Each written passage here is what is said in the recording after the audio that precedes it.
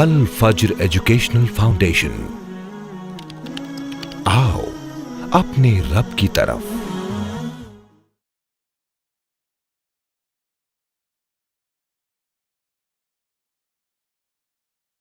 شریعت نے ہر مشکل آسان ہر قسم کے حالات میں زندگی کے مسائل سے نبرد و آزما ہونے کے ضابطے اور اصول بڑی تفصیل کے ساتھ بیان فرمائے۔ سب سے پہلی چیز جو ایک انسان کو اپنے بچوں کو بتانا چاہیے وہ عقیدہ ہے۔ شادی بیاہ کا موقع ہے، کیلنڈر اتار کر بیٹھ گئے، اس میں جس ڈیٹ کو ہم نکاح کر رہے ہیں اس ڈیٹ میں اقرب تو نہیں ہے، اب اقرب رشتوں کو چلائے گا، بارات نکل رہی ہے، انڈا رکھ دیا بس کے نیچے، یہ انڈا پھوٹ جائے گا تو سب کی جان بچا۔ استغفر اللہ۔ اللہ کے نبی صلی اللہ علیہ وسلم کے سامنے کڑا بانے پہلے صحابی پوچھا، آپ نے کیا وہنا نامی بیماری کی وجہ سے؟ آپ نے کہا اگر اسی حالت میں تمہاری موت ہو گئی ہرگز نجات نہیں ہوئی، اور جس نے دھاگا گنڈا تعویذ یا باندھا اس نے شرک کر دیا۔ اللہ کے نبی نے کیسا متحد اور متفق کیا؟ آپ نے سب کو پہلے اس بات پر متفق کیا لائق ہے، سب کو اس پر متفق کیا کہ اطاعت صرف رسول اللہ کی، بخود متحد ہو گئے، سب ایک بات پر عقیدے پر متفق، عبادات پہ متفق، دین پہ متفق، خود ہو گئے متحد۔ السلام علیکم۔ ان الحمد للہ نحمده ونستعینه ونستغفره ونؤمن به ونتوکل علیہ ونعوذ باللہ من شرور انفسنا ومن سیئات اعمالنا من يهده الله فلا مضل له ومن يضلل فلا هادي له واشهد ان لا اله الا الله وحده لا شريك له واشهد ان محمدا عبده ورسوله اما بعد اعوذ باللہ من الشیطان الرجیم بسم اللہ الرحمن الرحیم یا ایھا الذین آمنوا اتقوا اللہ حق تقاته ولا تموتن الا وانتم مسلمون یا ایھا الناس اعبدوا ربکم یا ایھا الذین آمنوا اتقوا اللہ حق تقاته ولا تموتن الا وانتم مسلمون یا ایھا الناس اتقوا ربکم الذی خلقکم من نفس واحدہ وخلق منها زوجها وبث منهما رجالا كثيرا ونساء واتقوا الله الذي تساءلون به والارحام ان الله كان عليكم رقيبا يا ايها الذين امنوا اتقوا الله وقولوا قولا سديدا يصلح لكم اعمالكم ويغفر لكم ذنوبكم ومن يطع الله ورسوله فقد فاز فوزا عظيما قال الله تعالى في القرآن المجيد والفرقان الحميد اعوذ بالله السميع العليم من الشيطان الرجيم بسم الله الرحمن الرحيم ذلك بأن الله لم يكن مغيرا نعمة أنعمها على قوم حتى يغيروا ما بأنفسهم۔ تمام تعریفیں اللہ رب العالمین کے لیے جو تمام جہانوں کا یک طرح خالق و مالک ہے، اور بے شمار درود و سلام اللہ کے آخری نبی حضرت محمد صلی اللہ علیہ وسلم پر۔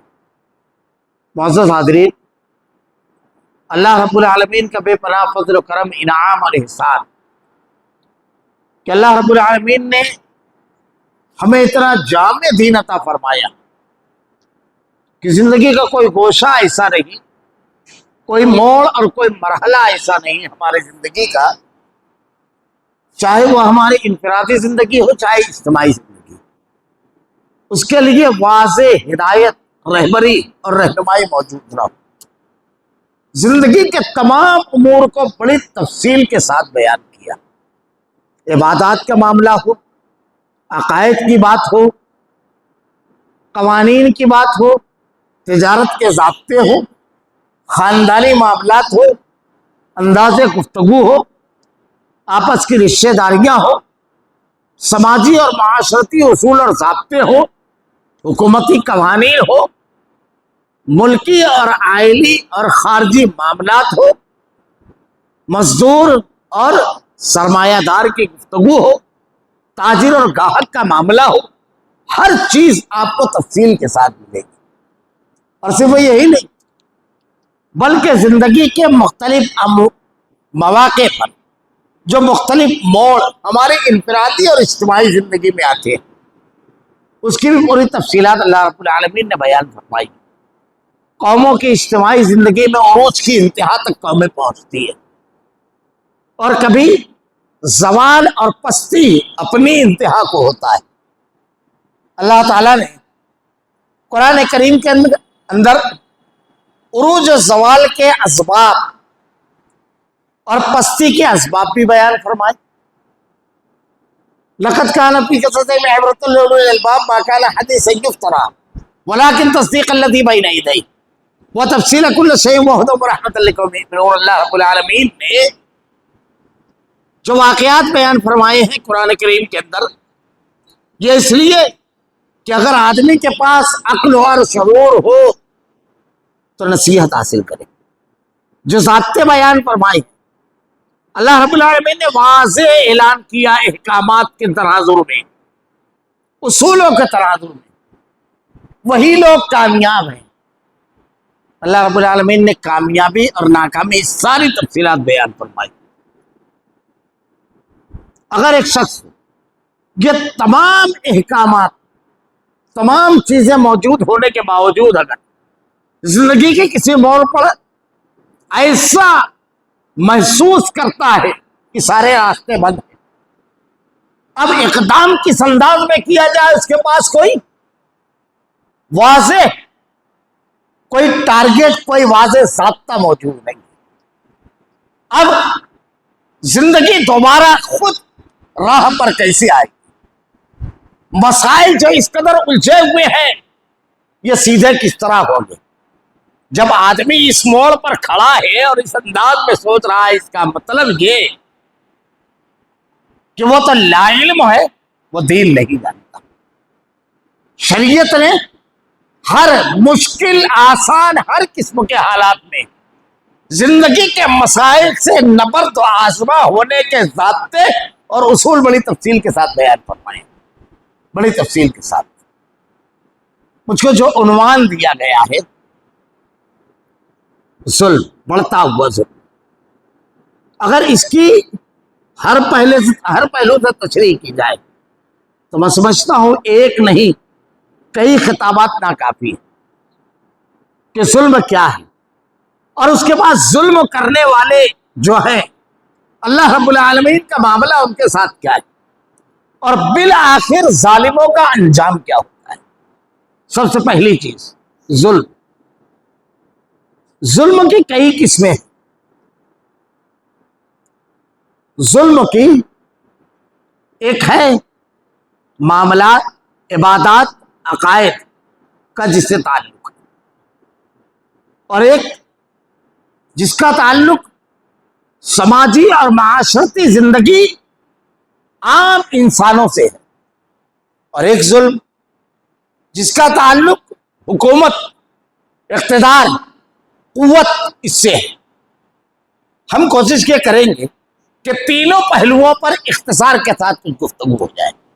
پہلی چیز ظلم ہر اس چیز کو کہا جاتا ہے شریعت کی زبان میں جو اللہ کی نافرمانی، اللہ کے حکم کی خلاف ورزی. اللہ رب العالمین نے سب سے بڑا ظلم قرآن میں بیان فرمایا. سب سے بڑا ظلم حضرت لقمان اپنی بیٹی کو جب نصیحت کرتے ہیں تو آپ ارشاد فرماتے ہیں اپنے بیٹی کی تربیت میں، یا بنی لا تشرک باللہ ان الشرک لظلم عظیم. سب سے بڑا ظلم شرک ہے، سب سے بڑا ظلم. علامہ ابن کثیر رحمہ اللہ اس کی تشریح کرتے ہیں، اپنے پیارے انداز میں ایک جملے میں ارشاد فرمایا ہے وضع الشیء فی غیر محلہ. ظلم کی تعریف یہ ہے کسی شے کو اس کے غیر مقام پر غلط جگہ رکھ دینا، یہ ظلم ہے. مشرک سب سے بڑا ظلم یہ کرتا ہے کہ بندوں کو خدا کے مقام پر، اللہ کے مقام پر رکھ دیتا ہے، یہی ہے اس کا ظلم. بندہ کتنا بھی نیک و متقی پرہیزگار کسی بھی مقام اور مرتبے پر ہو، وہ بندوں میں ممتاز، بندوں میں سب سے اعلیٰ تو ہو سکتا ہے لیکن بندگی کے باہر نہیں نکل سکتا.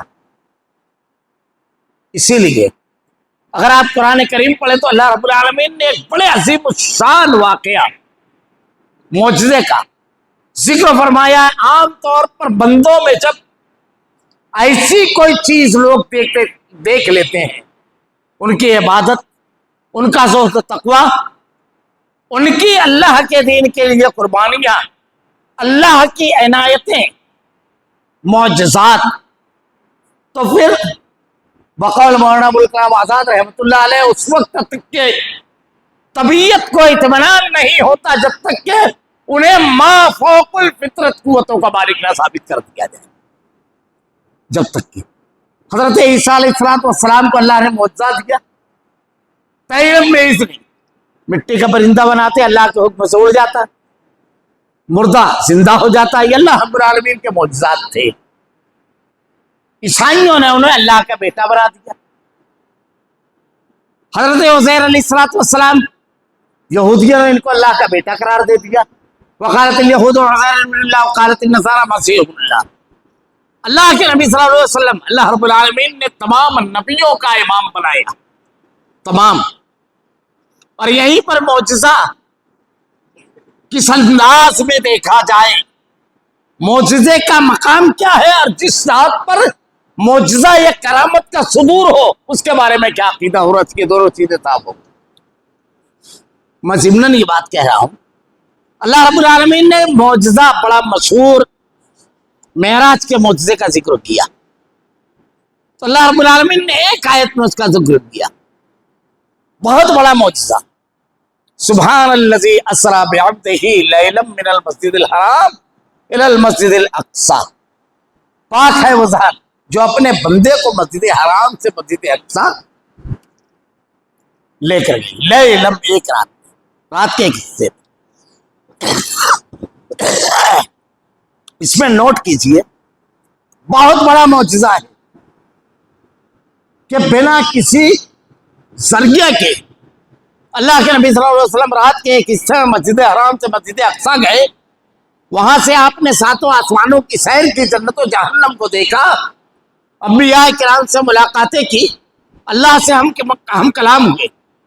اتنا بڑا معجزہ عقیدہ خراب نہ ہو جائے تو پہلے کہا سبحان الذی پاک ہے وہ ذات جس نے کروایا بڑائی کبریائی بندگی اسی کے لیے بعبدہ اپنے بندے. بہت بڑا معجزہ بیان کیا جا رہا ہے بندگی سے نکال کر خدائی میں نہ ڈال دینا یاد رکھنا بعبدہ. اب اس کے بعد معجزہ بیان فرمایا. اب اس میں ضمناً ایک بات اور کہہ دوں قرآن اللہ کی عظیم کتاب اللہ رب العالمین نے کہا لیلا من المسجد الحرام الی المسجد الاقصی جو اپنے بندے کو مسجد حرام سے مسجد اقصی لے گئی. اگر اللہ کے نبی ہر جگہ حاضر ہے تو لے جانا کیا معنی رکھتا ہے؟ ایک جملے ہر جگہ اگر اللہ کے نبی حاضر ہے تو لے جانا کیا معنی رکھتا ہے؟ اس عقیدے کو بھی اللہ تعالیٰ نے یہاں پر سیدھا کر دیا. خیر میں یہ کہہ رہا تھا کہ شرک سب سے بڑا ظلم ان الشرک لظلم عظیم یہی ہے کہ یہ ظلم یہ ہے کہ بندوں کو خدائی کے مقام پر ڈال دے گا. اللہ تعالیٰ نے ظلم عظیم قرار دیا. معاف کیجئے گا میں اس لیے اس پہلو سے اس کی گفتگو کا آغاز کر رہا ہوں کہ عجیب نہ لگے جب آدمی خود ظالم ہو تو کیا اللہ کی مدد اسے آئے گی؟ واللہ لا یحب الظالمین. اللہ ظالموں سے محبت نہیں کرتا. لعنت اللہ ہے للظالمین. اللہ کی لعنت ہے ظالموں کے اوپر. واللہ لا یہدی القوم الظالمین. اللہ جو ظالم ہیں ان کو ہدایت سیدھا راستہ کامیابی کا راستہ نہیں عطا کرتا. سب سے پہلی چیز شریعت نے جو بیان کی ہے کہ آدمی سب سے پہلے اپنا محاسبہ کرے. کیوں کہ اگر آزمائش انفرادی اور اجتماعی دونوں زندگی میں آئی تو دو چیزیں اللہ نے ارشاد فرمایا اولا يرون انهم يفتنون في كل عام مرة او مرتين ثم لا يتوبون ولا هم يذكرون. ہم انہیں سال میں ایک یا دو مرتبہ آزمائش میں امتحان میں فتنے میں مبتلا کرتے ہیں.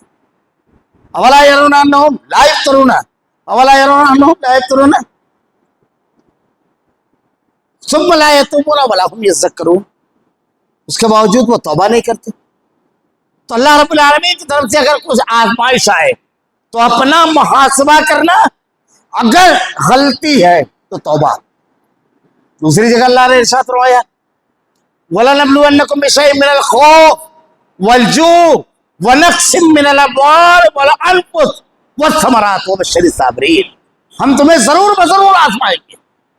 وَلَنَبْلُوَنَّكُم بِشَيْءٍ مِّنَ الْخَوْفِ، خوف کے ذریعے، وَالْجُوعِ، بھوک کے ذریعے، وَنَقْسِم مِّنَ الْأَمْوَالِ وَالْأَنفُسِ، جانوں اور مالوں میں کمی کر کے اور پھلوں میں کمی کر کے، وَالثَّمَرَاتِ وَبَشِّرِ الصَّابِرِينَ، اور بشارت اور خوشخبری ہے صبر کرنے والوں کے لیے.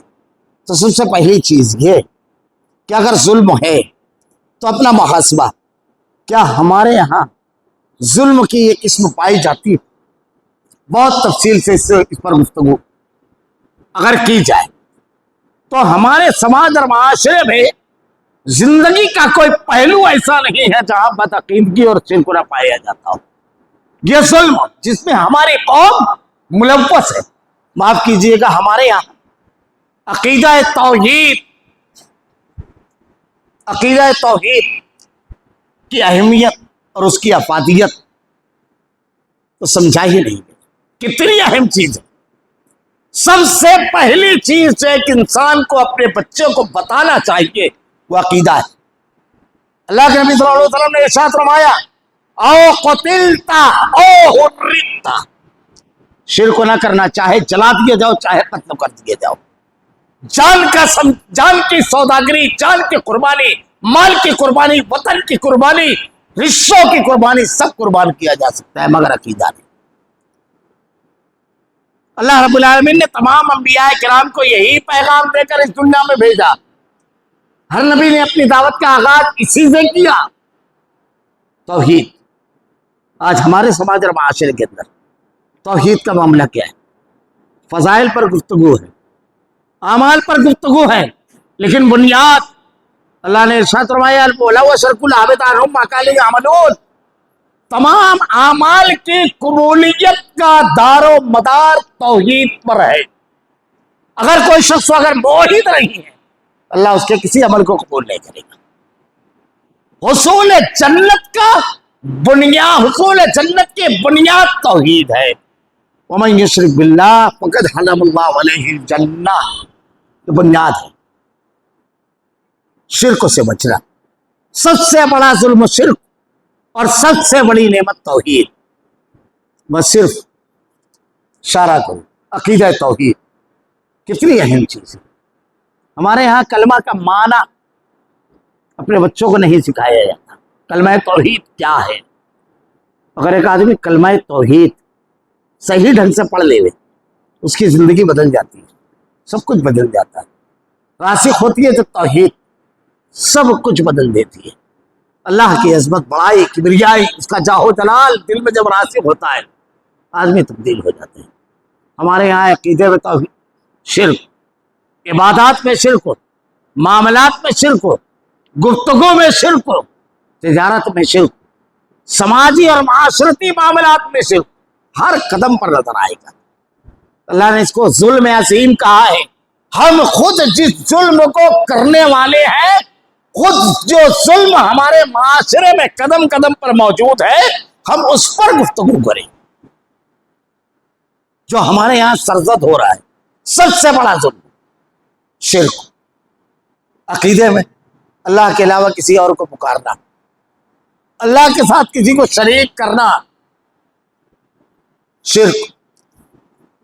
اللہ رب العالمین نے کہا واضح طور پر قرآن میں فلا تدعوا مع اللہ احدا، اللہ کو اکیلا کر کے پکارو.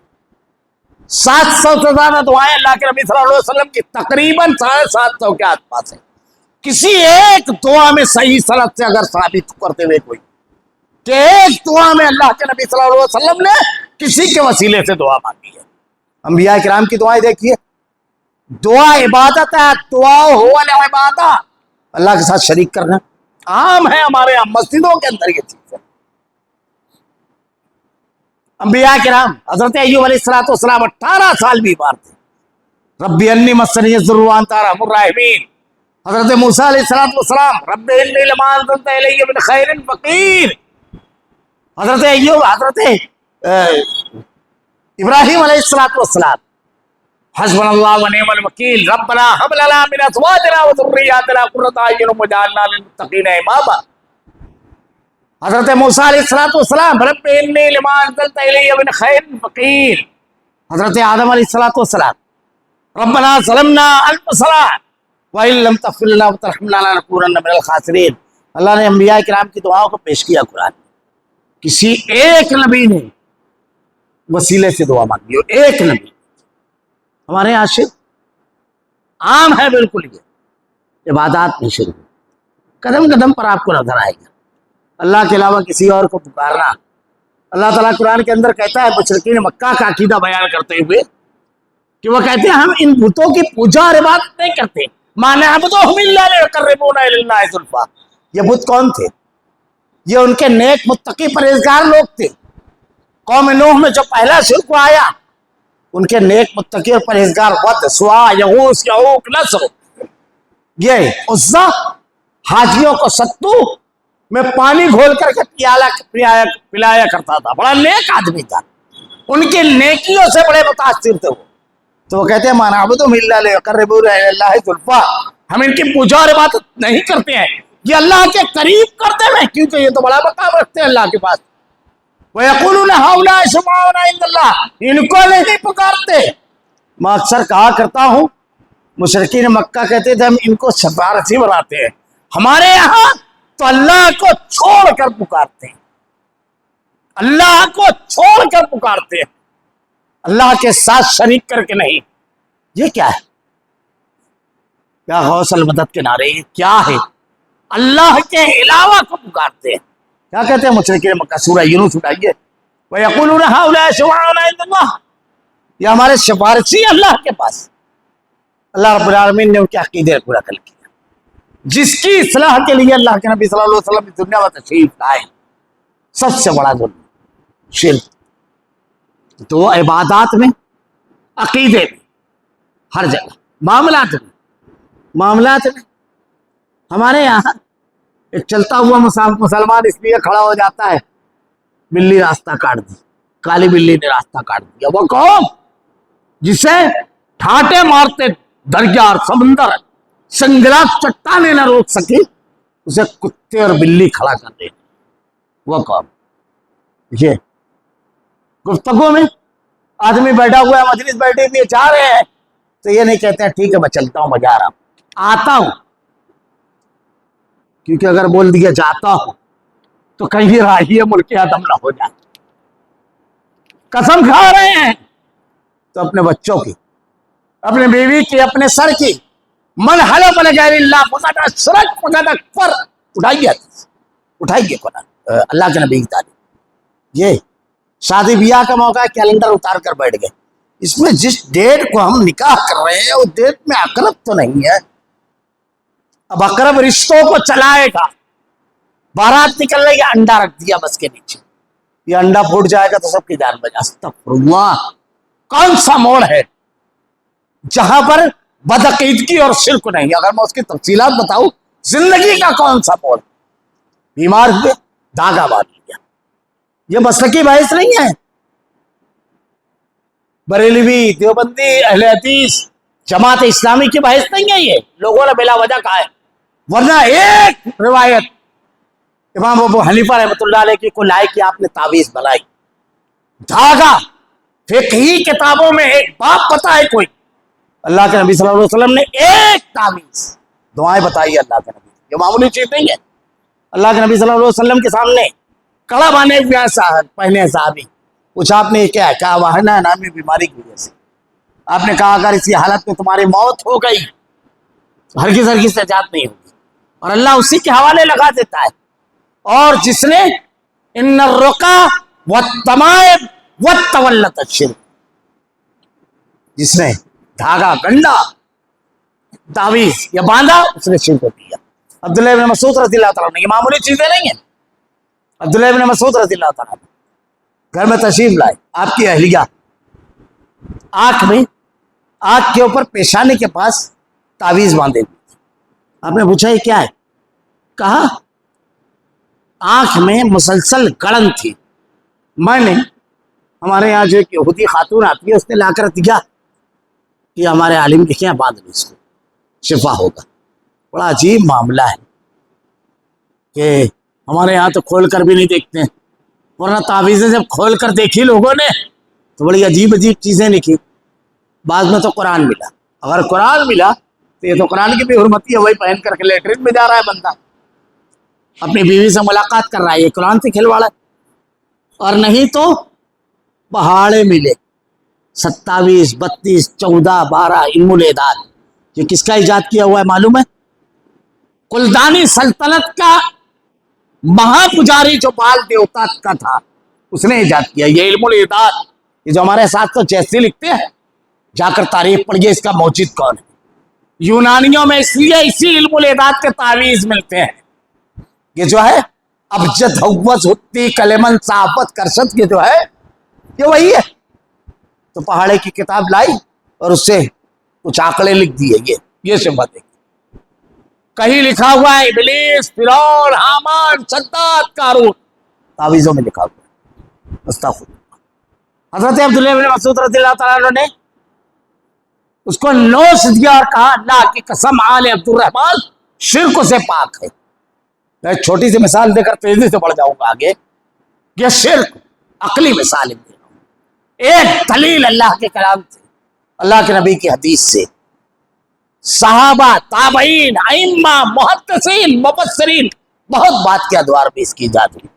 جب یونانیوں اور ان لوگوں کی تعویذات کو لوگوں نے دیکھا، گنڈے، دھاگے، گھوڑے، یہ سب چیزیں، تو پھر یہ سب مسلمانوں میں آئے، دوسری قوموں سے لیا ہوا ہے. اسلام میں اس کا کوئی، اس لیے تعویذ بنانے کا کوئی اصول کہیں آپ کو مسجد نبی، مسجد حرام میں بندھے ہوئے گنڈے نظر نہیں آئیں گے، دھاگے نظر نہیں آئیں گے. یہ یہاں کا ہی نہیں. جو چیزیں ہم نے قبول کی واضح طور پر بالکل وضاحت کے ساتھ، بس صرف ایک جملے میں کہوں، یہ شرک. اللہ کے نبی نے تو ہر وقت کی دعا بتائی، ہر چیز کی دعا بتائی ہے، ہر چیز کی. آپ پڑھیے، ایک چھوٹا معصوم بچہ ہے، اب گلے ملا کر کے اس کی تعویذ ڈال دیا گیا. کس لیے؟ شیطان سے حفاظت رہے گی، یہ پہنے گا تو محفوظ رہے گا. کیسے شرک ہوا دیکھیے. بچہ چل رہا ہے، اچانک لائٹ چلی گئی، اندھیرا آ گیا. اب جب اندھیرا آیا تو بچے کا خیال کدھر جانا چاہیے؟ بچانے والی ذات کس کی ہے؟ کہاں جانا چاہیے خیال؟ کہ اللہ کی ذات ہے بچانے والی. لیکن اب اماں اور ابا نے تو تعویذ پہنایا ہے، وہ جیسے ہی اندھیرے میں خوف کے مقام پر پہنچے گا تو فوراً ہاتھ رکھے گا. ہاں یہ شرک. بجائے اللہ کا تصور تم نے یہ نہ جانے اس میں کیا لکھا ہے، گانے لکھے ہیں، غزل لکھی ہے، یا آنکڑے لکھے ہیں، یہ شیطانوں، ہارون، فرعون اور شداد کے نام لکھے ہوئے ہیں. مثالیں اگر دی جائے بات ہر جگہ رک جائے گی. صرف بدعقیدگی کی بات چیت میں، گفتگو میں بدعقیدگی، کسی کام کے کرنے میں بدعقیدگی، فلاں دن نہ کیا جائے، فلاں موقع پر نہ کیا جائے. صبح ایک آدمی دکان کھولتا ہے، عجیب و غریب معاملہ ہے، تجارت دین کو بنا لیا. یہ ظلم. ایک قسم بتا رہا ہوں صرف عقیدے کی. صبح دکان کھولا، حروف مقطعات، قرآن کریم کی مختلف صورتوں کے آغاز میں کچھ حروف ہیں، جیسے الف لام میم، کہیں ایک، کہیں دو، کہیں تین، کہیں اس سے زیادہ. جیسے قاف، نون، پھر 2 حرفی الف لام یاسین، 3 حرفی الف لام میم، پھر الف لام میم را، طٰ، پھر اس سے زیادہ بھی ہے، کاف، ہا، یا، عین، صاد. لیکن اس کا کوئی معنی نہیں بتایا گیا. اللہ کے رسول نے نہیں بتایا، صحابہ کرام نے نہیں بتایا، سلف نے. اسی لیے کسی بھی ترجمہ قرآن کو جب آپ اٹھائیں گے تو ان حروف کے نیچے یہی حروف ترجمے کی شکل میں آپ کو ملیں گے. الف لام میم اگر ہے تو اس کے نیچے آپ کو الف لام میم ہی ملے گا. لیکن ہمارے ہاں اس کی ایک معنی جان گئے، اور وہ بھی ابھی زیادہ مدت نہیں. یہ سب میڈ ان انڈیا ہے، سب زیادہ مدت نہیں. ان کو حروف مقطعات کو پورے کو نکالا ایک کاغذ پر، اور اس کے بعد کہا جب صبح دکان کھولو اور اس پہ نظر ڈال لو تو بڑی خیر و برکت. رسول کو نہیں سمجھا، صحابہ کو نہیں سمجھا. ابھی پرنٹنگ کا دور آنے کے بعد ابھی 10-15 سال میں لوگوں کو ہر جگہ آپ کے نظر آئے گا اللہ کے دین میں کھلواڑ. اللہ کے حضرت ابوبکر صدیق رضی اللہ تعالیٰ عنہ کہتے ہیں وہ کون سی زمین, یہ میں بتا رہا ہوں ظلم ہم جب خود کریں, اللہ کی مدد, خود ہم کو اپنا جائزہ لینا ہے, محاسبہ کرنا ہے. ابوبکر صدیق رضی اللہ تعالیٰ عنہ کہتے ہیں وہ کون سی زمین ہے جو مجھ کو پناہ دے گی, وہ کون سا آسمان ہے جو مجھ کو سایہ دے گا جب میں اللہ کی کتاب کے بارے میں ایسی بات کہوں جو اللہ کی مشیت نہ ہو, جو اللہ کی مرضی نہ ہو, جو اللہ نے نہ کہا ہو, جو رسول نے جس کی شرح نہ کی, وہ کون سی زمین. تفسیر بالرائے سے منع کیا گیا, انتہائی سخت وعیدیں ہیں اس سلسلے میں کہ اگر اللہ کے کلام اور اللہ کے نبی کی احادیث کو لوگ اپنی مرضی کے مطابق اس کی تفسیر کرتے ہیں, اس کو اپنی مرضی کے مطابق ڈھالتے ہیں. عبادات کے معاملے میں شرک, غیر اللہ کو سجدہ کرنا, غیر اللہ کے سامنے سجدہ ریز ہونا, عقائد میں شرک, عبادات میں شرک, قدم قدم پر غیر اللہ کو پکارنا, غیر اللہ کے سامنے غیر اللہ کے لیے چڑھاوے چڑھانا. یوفون بالنذر ویخافون یوما کان شرہ مستطیرا قل ان صلاتی ونسکی ومحیایا ومماتی للہ رب العالمین. اللہ تعالیٰ کی عبادت جو ہے اس میں سب نظر و نیاز, لیطوف بالبیت العتیق, اللہ کے گھر کا طواف. اب اگر آدمی کسی اور کے لیے کرے یہی تو شرک ہے, کسی اور کے گھر کا طواف کرے, کیا عام ہے ہمارے یہاں. تو سب سے پہلی چیز یہ. دوسری چیز اللہ کے احکامات کی نافرمانی, شرک, ظلم, اللہ کے احکامات کی نافرمانی. اللہ کے احکامات کی نافرمانی جو ہے اللہ تعالیٰ نے قرآن میں ارشاد فرمایا. حضرت آدم علیہ السلام اور اماں حوا سے جب اللہ اگر کوئی حکم دے اس کی خلاف ورزی یہ ظلم ہے. پہلا واقعہ حضرت آدم علیہ السلام کا, اللہ نے حکم دیا اس درختوں کے قریب نہ جانا. اماں حوا اور حضرت آدم علیہ السلام سے غلطی ہوئی, انہوں نے درختوں کا پھل کھا لیا. جب نافرمانی ہو گئی تو دعا کے الفاظ دیکھیے, ربنا ظلمنا, اے اللہ میں نے اپنے آپ پر, ہم نے اپنے آپ پر ظلمنا, نافرمانی بھی ظلم ہو گیا ہے. حضرت یونس علیہ السلام کو نکلنے کا حکم نہیں دیا گیا تھا, نکل گیا. لا الہ الا انت سبحانک انی کنت من الظالمین. اللہ کے کسی بھی حکم کی خلاف ورزی یہ ظلم ہے. اب ہم اپنی زندگیوں میں آئیں, اپنے سماج اور معاشرے کو دیکھیں کہ ہماری زندگیاں اللہ کے احکامات کی کتنی پابند ہے. یہ تو ایک شکل ہوئی دینی نمازوں کی پابندی. اللہ نے نماز پڑھنے کا حکم دیا, ہم مخالفت کر رہے ہیں. اللہ نے جھوٹ بولنے سے روکا, ہم مخالفت کر رہے ہیں. کون نہیں جانتا کہ جھوٹ بولنا منع ہے؟ اللہ نے سود سے روکا, ہم مخالفت کر رہے ہیں. اللہ رب العالمین نے بے حیائی کھلی اور چھپی سب سے روکا, ہم اس کے بارے میں بالکل لاپرواہ ہیں. اللہ نے پڑوسی کو حقوق, راستوں کو حقوق, ہر چیز بیان کی. ہم خود اپنا محاسبہ کریں, ہم خود اپنا جائزہ لیں. اللہ کے احکامات جو اللہ نے حکم دیا ہے اس کے خلاف کرنا یہ ظلم ہے. ہم اپنے اعمال و افعال سے کس کیٹیگری میں خود ہم بیٹھتے ہیں, ابھی دوسروں کے ظلموں پر ہم گفتگو بعد میں کریں گے, پہلے ہم اپنی ذات پر کریں. اب اس کے بعد اور نیچے آ جائیے, عبادات سے نکل کر کے, اللہ کے احکامات سے نکل کر کے سماج اور معاشرت.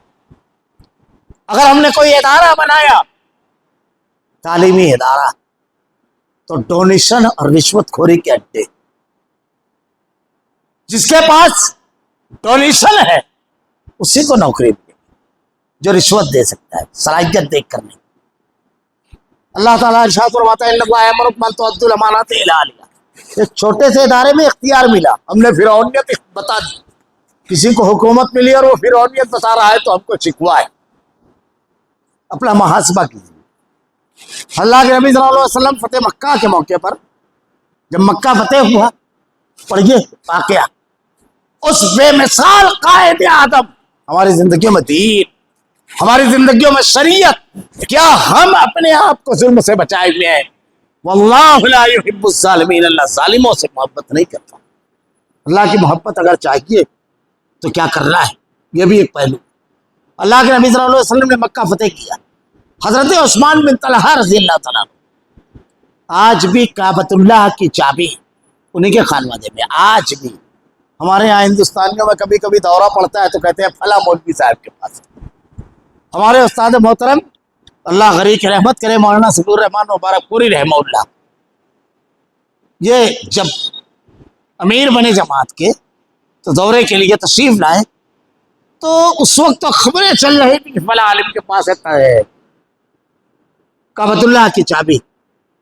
تو میں نے جب ان سے سوال کیا تو انہوں نے یہی جواب دیا کہ اللہ کے نبی نے کہا کہ قیامت تک یہ اس گھرانے میں رہے گی، اس سے صرف ظالم ہی لے گا۔ ہم مانتے ہیں، ٹھیک ہے آپ کہتے ہیں تو ہو سکتا ہے آپ کے پاس ہوگی، کیا کریں اندازہ، جو لے گا وہ ظالم ہوگا، اس گھرانے سے چابی۔ خیر، اللہ کے نبی صلی اللہ علیہ وسلم مکی زندگی میں ایک مرتبہ کعبۃ اللہ میں کچھ عبادت کرنا چاہتے تھے۔ حضرت عثمان بن طلحہ نے اس وقت تک ایمان نہیں لائے تھے، تالا لگایا، چابی گلے میں ڈالی اور کھیلتے ہوئے کہتے ہیں یہ ہمارا اختیار ہے، جسے چاہے جانے میں دے ہوئے، جسے چاہے نہ۔ جب مکہ فتح ہوا وہی عثمان بن طلحہ سامنے کھڑے تھے۔ اب صرف کعبۃ اللہ، پورے حدود حرم، پورے علاقے 10,000 مربع میٹر کا علاقہ اللہ کے نبی کے زیر نگی تھا، اختیار میں آ کر کھڑے ہوئے۔ حضرت علی رضی اللہ تعالیٰ نے اللہ کے نبی کے داماد، آپ کے چچا زاد بھائی آ کر کہتے ہیں اللہ کے نبی، بنی ہاشم کے پاس حاجیوں کو پانی پلانا سقایا کی ذمہ داری ہے، آپ ایسا کیجئے یہ کلید برداری چابی کی بھی ذمہ داری دے دیجیے، ہمارے پاس دو اعزاز جمع ہو جائیں گے۔ مانگنے والے کون تھے؟ آپ کے داماد، آپ کے بھائی، اور اسلام کے اولین لوگ ہیں اس میں سے، اسلام کے لیے قربان کر دیں۔ اللہ کے نبی صلی اللہ علیہ وسلم نے ارشاد فرمایا ان اللہ یامرکم ان تؤدوا الامانات الی اہلہا، امانتیں ان کے اہل کے سپرد کی جائیں۔ آپ نے حضرت عثمان بن طلحہ رضی اللہ تعالیٰ عنہ کو چابی دے دی۔ یہ صرف دیکھیے کہ حضرت عثمان بن طلحہ رضی اللہ تعالیٰ عنہ کو چابی دے دی، امانتیں ان کے اہل کے سپرد کی جائیں۔ آج ہمارے پاس اگر مینجمنٹ میں، اقتدار میں اگر ہم، تو کیا ہم جو زیادہ سے زیادہ رشوت دے سکتا ہے ہمارے اداروں میں ایسا ہے؟ یا جو ہمارا قریبی رشتہ دار ہے، یا جو باصلاحیت ہے کہ ٹیچر اچھا ہے، بس یہ صرف ایک چیز ہر ادارے میں اسی طرح دیکھیے، ہر جماعت میں اسی طرح دیکھیے۔ گھروں میں 4 بھائی ہیں، ایک کے ہاتھ میں باپ نے سارا کاروبار دے دیا، سب کچھ دے دیا، اب وہ دوسرے بھائیوں کو ملازم سمجھا ہوا ہے۔ ہم نے کسی کے ساتھ تجارت اور کاروبار کی، ہم نے اس سے لے لیا، اب اس کو دے نہیں رہے ہیں، سن کسی کا حق مار لیا، بہنوں کو ترکہ نہیں دیا، قدم قدم پر آپ کو یہ سب نظر آئے گا، یہ سب چیزیں۔ اللہ رب العالمین کیا کہتا ہے واللہ لا یحب الظالمین۔ ایک پہلو سب سے پہلی چیز کا یہ ہے کہ خود اگر ہم ظلم کرنے والے ہوں تو اللہ کی مدد ان کے لیے۔ اللہ رب العالمین، میں نے خطبہ مسئولہ کے بعد قرآن کی تلاوت کی کہ اللہ اپنے بندوں پر رحم کرنے والا ہے۔ ذالک بان اللہ لم یکن مغیرا نعمت انعمها علی قوم حتی یغیروا ما بانفسہم۔ اللہ رب العالمین کا معاملہ ایسا نہیں ہے کہ کوئی نعمت دینے کے بعد چھین لے۔ اللہ کا معاملہ ایسا نہیں ہے، اللہ یہ کہ آدمی کے اعمال و افعال ایسے ہو جائے، قوموں کے اعمال و افعال ایسے ہو جائے، اس صورت میں یہ چیز ہوتی ہے کہ اللہ تعالیٰ نعمتیں جو چھن جاتی ہیں تو آدمی اپنا محاسبہ کرے، انفرادی طور سے، اجتماعی طور سے۔ سب سے پہلی چیز ہے اس میں بڑھتا ہوا ظلم میں ہم جو سوئے ہوئے ہیں، پہلے اپنے گھروں میں جانیں، جو ہم آسانی سے کر سکتے ہیں اپنا محاسبہ اور اپنے آپ کو تبدیل کریں۔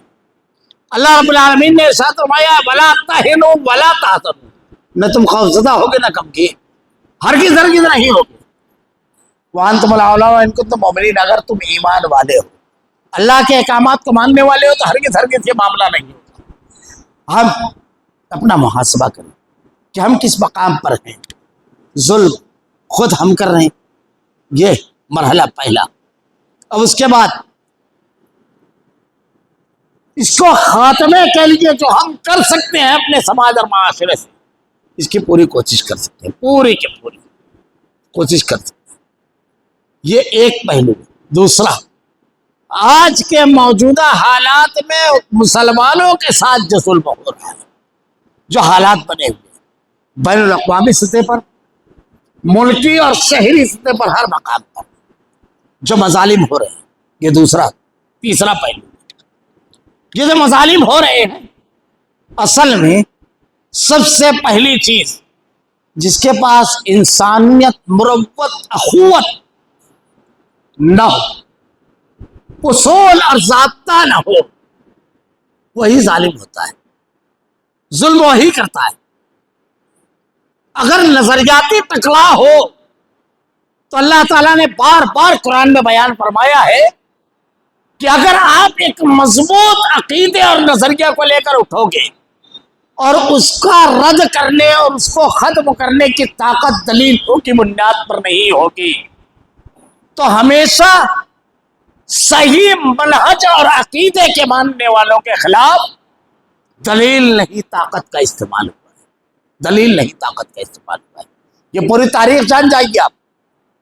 حضرت موسیٰ علیہ السلام کی قوم پر جو ظلم فرعون کا تھا، جھگڑا عقیدے کا تھا۔ آپ دیکھتے جائیے، اللہ کے نبی صلی اللہ علیہ وسلم کی سیرت طیبہ پڑھ کے مشرکین مکہ نے کیا نہیں کیا 13 سال ہجرت سے قبل۔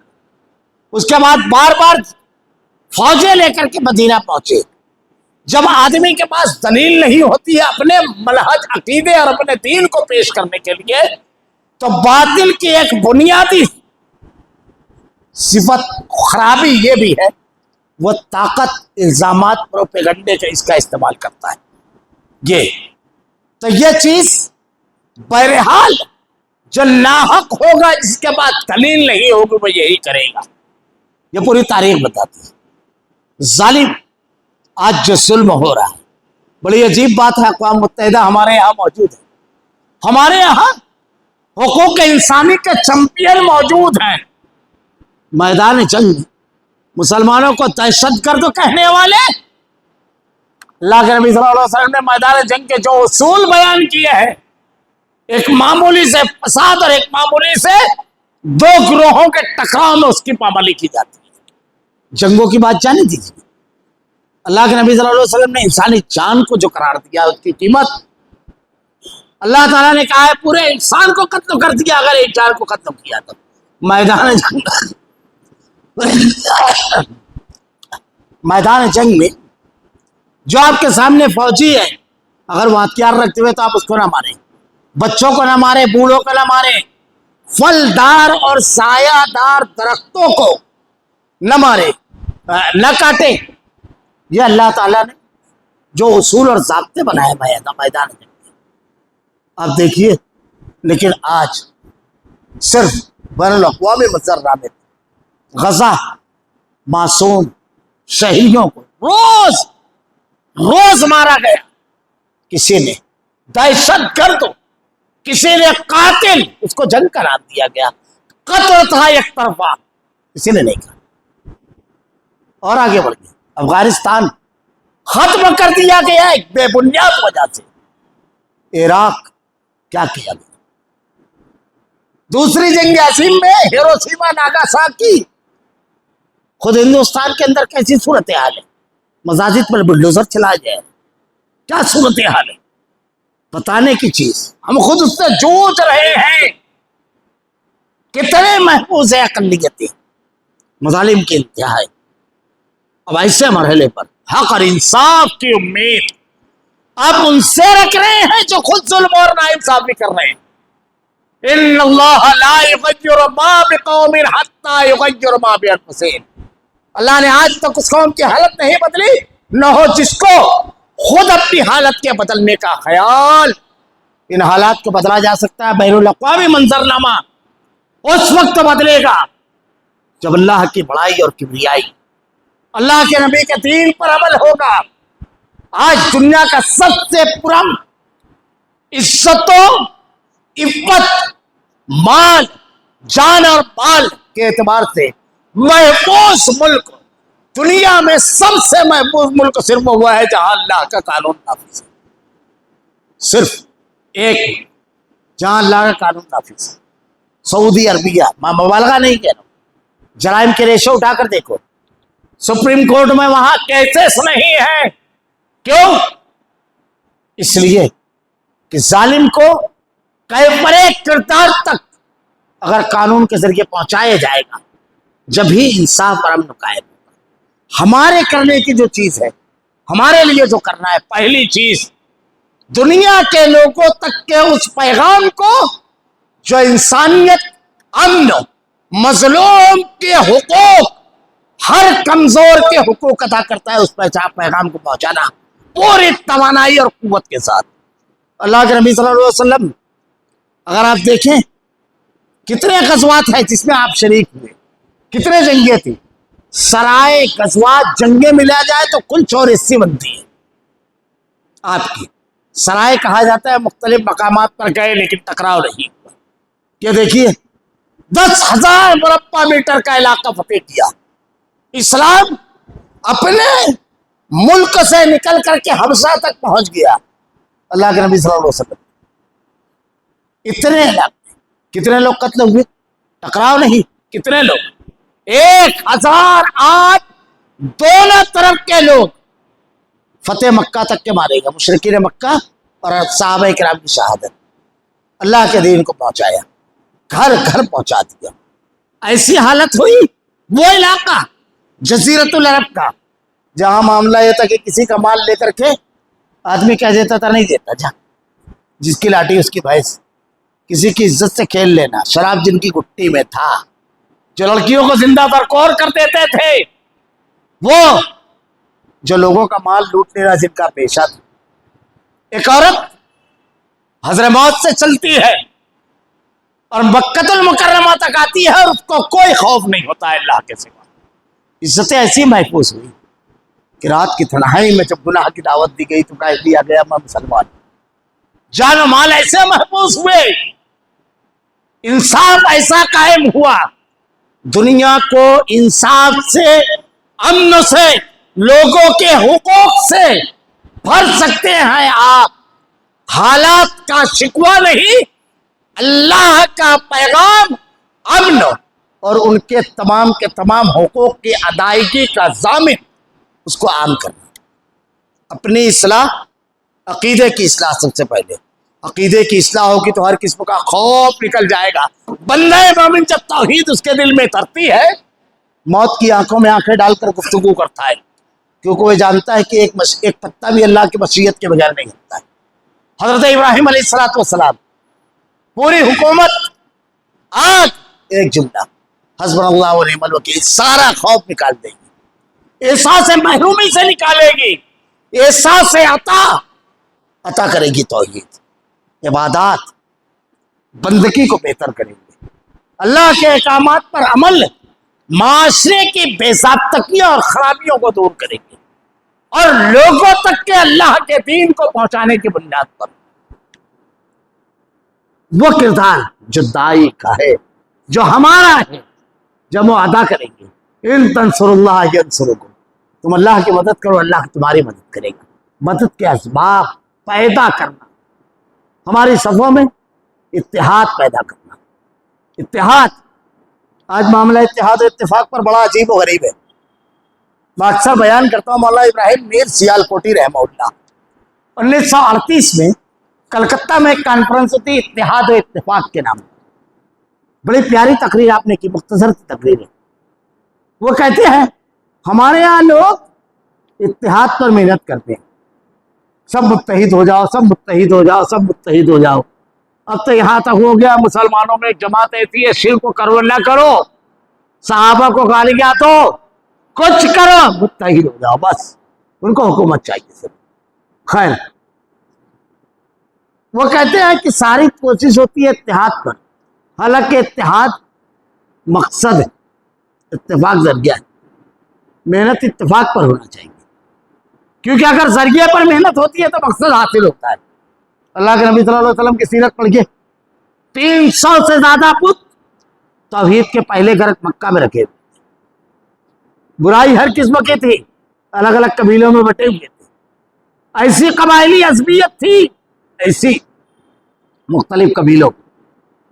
اللہ کے نبی نے کیسا متحد اور متفق کیا، کیسا اللہ کے نبی نے کیا، یہ کیسے ہوا؟ آپ نے سب کو پہلے اس بات پر متفق کیا اللہ ایک ہے، سب کو اس پر متفق کیا کہ اطاعت صرف رسول اللہ کی، خود بخود متحد ہو گئے۔ ہمارے یہاں اتفاق پر محنت نہیں ہوتی، آپ اللہ کو مان رہے ہو، اس کے ساتھ کسی کا شرک کرو، کچھ کرو نہ، نبی کو بھی مانو، کسی اور کو بھی، اپنی جماعت کا بھی جھنڈا اٹھائے رہو اور اتحاد کے خواب دیکھتے ہیں۔ سب ایک بات پر، عقیدے پر متفق، عبادات پہ متفق، دین پہ متفق، خود ہو گئے متحد۔ نتیجہ ہے اتفاق کا اتحاد۔ ہمارے یہاں اتحاد پہ محنت کر رہے ہیں، اتفاق پہ کوئی محنت نہیں۔ اللہ تعالیٰ نے قرآن میں کہا ہے وَلَا تَنَازَعُوا فَتَفْشَلُوا وَلَا تَنَازَعُوا فَتَفْشَلُوا وَتَذْهَبَ رِيحُكُمْ۔ تمہاری صفوں میں اگر اتحاد و اتفاق نہیں رہے گا تو تمہاری ہوا اکھڑ جائے گی۔ ہماری صفوں میں اتحاد اور اتفاق ہونا چاہیے، بہت ضروری چیز ہے۔ جس حد تک ہم متفق ہو سکتے ہیں اس حد تک کہ ہم کو متفق ہونا ہے، اپنے حالات کو کتاب و سنت کے مطابق ڈالنا ہے۔ معاف کیجئے گا اگر ہماری صفوں میں اتحاد ہو، جہاں ہمارا کوئی مسئلہ ہو، سب سے پہلے ہماری صفوں میں اتحاد کو ضرب اگر لگانے والے انہیں تو وہی سے آتے ہیں، ہمارے مخلص بن کر۔ سیاسی سطح پر جو ہمارا مخلص لیڈر ہوتا ہے، پہلے دن کہتے ہیں کہ یہ دشمن جماعت کا ایجنٹ ہے، پہلے تمغہ اسی کو دیتے ہیں۔ جس کی کبھی زبان نہیں کھلتی ہے ان دشمنوں کے خلاف، ان کو کبھی ہم نہیں بولتے یہ ایجنٹ۔ یہ پارٹیاں جو ہمارے لیڈروں پر بلا وجہ قید بند کی صعوبتیں ہمارے نوجوانوں کی موب لنچنگ پر منہ میں گھونگھری ڈال کر بیٹھی رہتی ہے، ان کو ہم کبھی نہیں بولتے ہیں یہ ایجنٹ۔ معاف کیجیے گا، میں تو اکثر کہتا ہوں ہم کو کیا کرنا ہے، سیاسی شعور ہم اپنے اندر بیدار کریں گے، معمولی چیزیں نہیں۔ یہ جو ظلم ہے، بکھرے ہوئے ہوں گے کوئی بات، متحد ہوں گے، اتحاد۔ اللہ تعالیٰ کہتا ہے وَاعْتَصِمُوا بِحَبْلِ اللَّهِ جَمِيعًا وَلَا تَفَرَّقُوا وَاذْكُرُوا نِعْمَتَ اللَّهِ عَلَيْكُمْ إِذْ كُنْتُمْ أَعْدَاءً فَأَلَّفَ بَيْنَ قُلُوبِكُمْ۔ بعض باتوں میں نے ایک بات، تباہی کے دہانے پر پہنچ چکے تھے، اللہ رب العالمین کا کرم ہوا، اللہ نے تمہارے دلوں میں اتحاد اتفاق کی، معمولی چیز نہیں۔ ہمارے یہاں اتحاد اتفاق کی مذہبی، سماجی اور سیاسی بنیادوں پر جذباتیت اور سطحیت کے باہر نکلنا۔ بہت سارے نقصانات ایسے بھی ہوتے ہیں، بعض مرتبہ ہماری کمزوریاں کھل جاتی ہے، یہ بھی ہوتا ہے۔ ایجنڈا قابل طے کرتا ہے کہ مسلمانوں کو یہ کرنا ہے، ایک ایشو بنا دیا جاتا ہے اور اس کے بعد مسلمان اس کے پیچھے لگ جاتے ہیں، پھر اسی ایشو کو ٹارگٹ کر کے گرفتاریاں ہوتی ہیں، کیس بنتے ہیں۔ ہمیں اپنا ایجنڈا خود طے کرنا ہے کہ ہمیں کیا کرنا ہے۔ میں اس کی دستیوں مثالیں، کرنے میں بھی جو گرفتاریاں اور یہ معاملات چلے، ایک معاملے میں کیس بنا دیا، معاملہ ختم کر دینا تھا، دوسرے انداز میں اس کو ہم سمجھ سکتے تھے، لیکن ہوا کیا، اس کو ایشو بنائے، کن کن چیزوں کو دبایا جا رہا ہے، یہ سب دیکھیں۔ یہ سب قرآن حدیث کے اندر ہے۔ اللہ نے قرآن میں بیان فرمایا ہے کس خبر کو آگے کیا جائے، کون سی خبر پر عمل کیا جائے، اپنے کردار کو بدل دیا جائے۔ اللہ تعالیٰ نے واضح طور پر کہا ان اللہ لا یغیر ما بقوم حتی یغیروا ما بانفسہم۔ اللہ نے آج تک اس قوم کی حالت نہیں بدلی جس نے اپنے آپ کو نہیں بدلا۔ ہم کوشش کریں، اللہ رب العالمین کا سچا وعدہ ہے کہ حالات بدل دے گا۔ ہم اپنے آپ پر ظلم کرنا، دین کے معاملے میں ظلم کرنا، اپنے سے کمزوروں پر ظلم کرنا چھوڑ دے گے، ورنہ ظالم کو اللہ کی مدد نہیں ملتی۔ اپنا کردار ادا کرے، ظالم کے سامنے ظلم سے اس کے بچنے اور نکلنے کے لیے جو شریعت کی حکمت عملی ہے اس کے اوپر عمل کرے۔ آخری بات یہ، ظالم یہ جو دنداتا پھر رہا ہے، اللہ رب العالمین کسی حکومت کو ظلم کے ساتھ باقی نہیں رکھتا، چھوڑتا ضرور ہے کچھ دن تک، مگر انجام خاتمے کیا ہوتا ہے۔ ورنہ تاریخ نے دیکھا جو اپنے آپ کو خدا کہتا تھا فرعون، کیا ہوا؟ کیا انجام کو پہنچا؟ قل سیروا فی الارض ثم انظروا کیف کان عاقبۃ المکذبین کیف کان عاقبۃ المنذرین، زمین پہ گھوم پھر کر دیکھو، اللہ ارشاد فرماتا ہے ہم نے ظالموں کا کیا انجام کیا، گھوم پھر کر دیکھو کیا ہوا تھا فرعون کا۔ میں اشارہ دے دوں صرف اہل ایمان کی تسلی کے لیے جو سامان ہے، اشارہ دے دوں۔ بچوں کو قتل کرتا تھا، یذبحون ابناءکم ویستحیون نساءکم وفی ذلکم بلاء من ربکم عظیم۔ کیسی کیفیت ہوتی ہوگی، کسی آدمی کو خواہش ہوتی ہے اولاد نبینہ کی، اب جب اس کا جگر کا ٹکڑا اس کے سامنے مارا جاتا ہوگا تو کیسے روکتے ہو، کیسے بلبلا کر کے کہتے ہو؟ تصور کریں، ایک دو روز رہی بنی اسرائیل کو ان سے لڑنے کے لیے کہا جاتا تو برسوں کی غلامی نے بزدل بنا دیا تھا۔ غلامی بزدلی لاتی ہے، جیسے ہمارے یہاں ہم بھی ابابیلوں کے لشکر کے انتظار میں، جیسے وہ لوگ انتظار میں تھے۔ خیر، اللہ تعالیٰ نے ان سے کہا نکلو، یہ سمجھ رہے تھے مارنے نکلے ہیں، میں ایک واقعے سے صرف اشارہ کر رہا ہوں، یہ سمجھ رہے تھے مارنے نکلے ہیں۔ وَمَكَرُوا وَمَكَرَ اللَّهُ وَاللَّهُ خَيْرُ الْمَاكِرِينَ، کافروں نے ایک چال چلی، اللہ نے ایک تدبیر کی، اللہ بہترین تدبیر کرنے والا ہے۔ تم جو چال چل رہے ہو سن لو، اللہ رب العالمین کا معاملہ یہ نکلا۔ جب خبر لگی تو کہا کہ اب سب کو پکڑ کر قتل کر دیں۔ یہ دریا کے کنارے پہنچے، سامنے ٹھاٹے مارتا ہے دریا، پیچھے فرعون کا لشکر، واقعے میں بے شمار اسباق ہے۔ ظالم سمجھتا ہے کہ بس اب آخری وار، لیکن آخری نہیں، اس کا آخری معاملہ رہتا ہے، اور تاریخ کے ہر دور میں یہ ملے گا، آخری وار کے لیے جب نکلے ہیں تو ختم ہو گئے۔ آپ یہ سمجھ لیجئے، یہ تاریخ کا مسلسل دہرایا ہوا سبق ہے۔ اب وہیں پر مظلوم، سامنے ٹھاٹے مارتا ہوا دریا، پیچھے وہی ظالم، آگے بھی نہیں جا سکتے پیچھے۔ کیسے تسلی ہے؟ حضرت موسیٰ علیہ السلام سے کہتے ہیں ان معی ربی سیہدین، رب راستہ کھولے گا، راستہ بتائے گا، اللہ پر توکل کرو۔ صرف سامنے نہیں، پیچھے بھی راستہ بند رہے گا تو راستہ کھولے گا، یہ مظلومین کے لیے۔ اب اس قادر مطلق کا انصاف دیکھیے کہ ہوگا، ظلم نہیں رکا تو قدرت کی پکڑ آئی۔ یہ اللہ تسلی کا سامان پورا رکھا ہے۔ واقعات پڑھیے، اللہ کی مشیت ہوتی ہے جھوٹ کی، مگر کیا ہوا، کس انداز میں یہ پکڑے جائیں گے۔ کل لائے تھے کہ سب کو نکال دیں گے، اللہ نے ایک چھوٹی سی مخلوق بھیجی تھی کرونا، خود ہی کرتے نہیں نکلتے۔ ہوا ہے کل، منظر نامے بتلیں گے، ہوگا۔ کیا ہوا؟ جب فرعون کا پورا لشکر دریا میں پہنچا اور جب اللہ نے حکم دیا مل جاؤ، تو قرآن کے الفاظ دیکھیے، مظلوم جو کچھ نہیں کر پا رہے تھے، اللہ چاہتا تو وہیں پورے فرعونیوں کو مار دیتا ایک آواز میں، لیکن انصاف بھی ہونا تھا، اور یہ ہوگا۔ میں جو کہہ رہا ہوں، جب ڈوبنے لگا فرعون، تو ابھی ایک فلسطینی بچے کی کلپ بڑی پیاری آئی تھی، وہ کہتا ہے فرعون اپنے آپ کو خدا کہتا تھا اور تیرنے کا بڑھنے، چھوٹا سا معصوم بچہ۔ خیر، جب ڈوبنے لگا فرعون تو جملہ کیا ہے؟ میں بنی اسرائیل کے رب پر ایمان لایا۔ بنی اسرائیلیوں سے زندگی کی بھیک مانگ رہے تھے، اور جب نہیں ملی بچاؤ بچاؤ، جیسے یہ کہتے تھے نا مت مارو، تو یہ کھڑے ہو کر دیکھ رہا ہے مظلوم ڈوب رہا ہے، زندگی کی بھیک مانگ رہا ہے۔ یہ اللہ کا انتظام ہے۔ اور فرعون کے جملے، میں ایمان لایا کس کے؟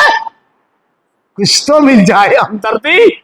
مظلوم کے رب کا نام لے رہا ہے، مظلوم کے نام کے ساتھ۔ اللہ نے کیا ارشاد فرمایا؟ فَالْيَوْمَ نُنَجِّيكَ بِبَدَنِكَ لِتَكُونَ لِمَنْ خَلْفَكَ آیَةً، ہرگز نہیں، تجھے نہیں تیرے جسم کو نجات دیں گے، اور लोगों के लिए दीदा इबरत बना देंगे। ये तारीख का सबक कुरान के अंदर बयान किया हुआ सच्चा वाकया है, जालिम का अंजाम। मगर इस अंजाम तक पहुंचाने के लिए अल्लाह की मदद दुआ की शक्ल में, अमल की शक्ल में जो आती है।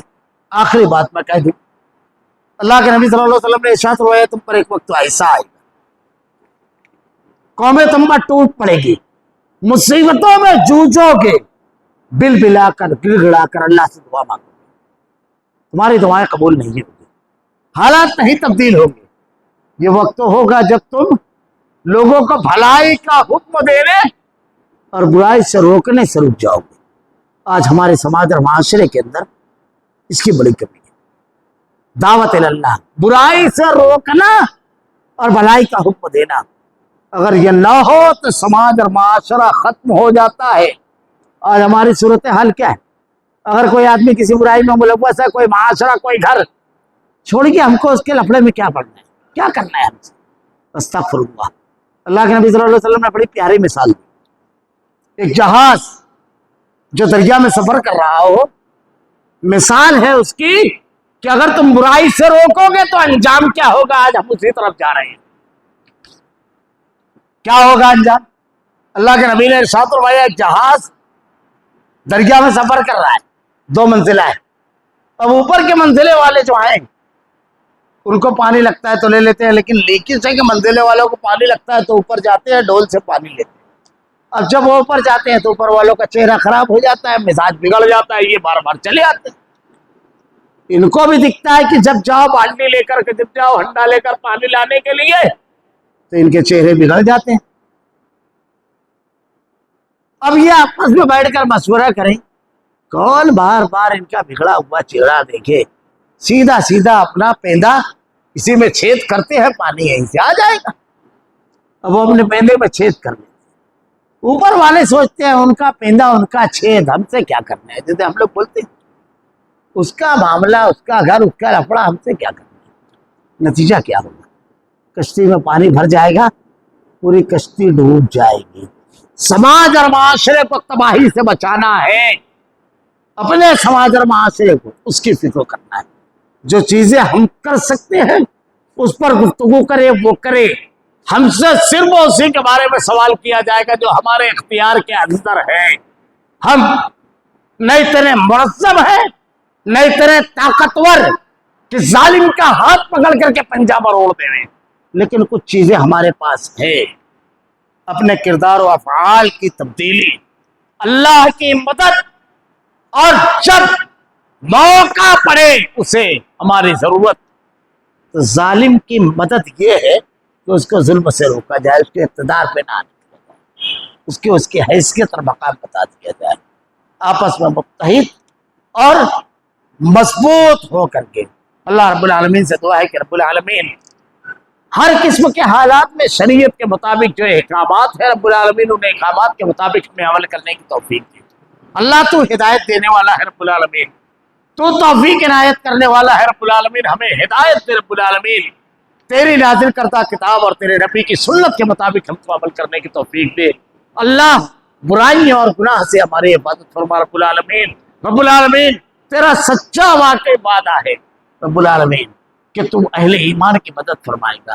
रब्बुल आलमीन हमें सच्चा और पक्का मोमिन बना रब्बुल आलमीन, बाअमल बना रब्बुल आलमीन। अपनी जिंदगी के हर मैदान में, हर मामले में तेरी नाजिल करदा हिदायत के मुताबिक अमल करने की तौफीक दे रब्बुल आलमीन। इलाहुल आलमीन गुनाहों से नफरत और नेकियों से मोहब्बत पैदा फरमा। अल्लाह तेरे कलाम की आयतें और तेरे नबी की हदीस को हमारा किरदार और अमल बना दे, हमारा खात्मा ईमान पर फरमा। रब्बना ला तुज़िग़ क़ुलूबना बअद इज़ हदयतना व हब लना मिन लदुनका रहमह इन्नका अंतल वहाब। सुब्हानक अल्लाहुम्मा व बिहम्दिका अशहदु अन ला इलाहा इल्ला अंता अस्तग़फिरुका व अतूबु इलैक। It's Al Fajr Educational Foundation presentation.